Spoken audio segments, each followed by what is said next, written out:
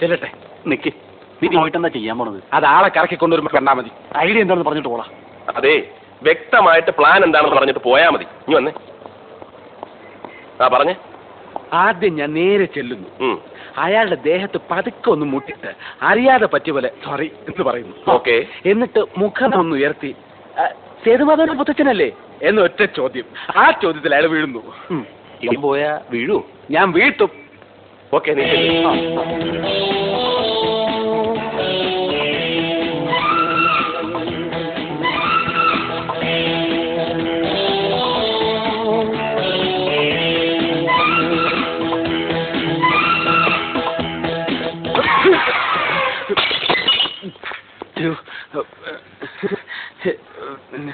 എന്റെ അമ്മയെ നാട്ടിച്ച്.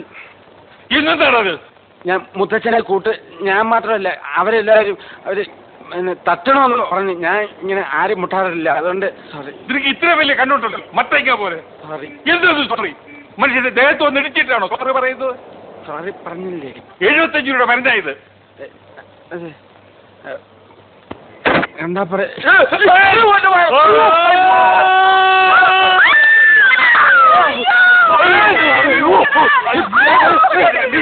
Thank you മനെ, താങ്ക് യു വെരി മച്ച്.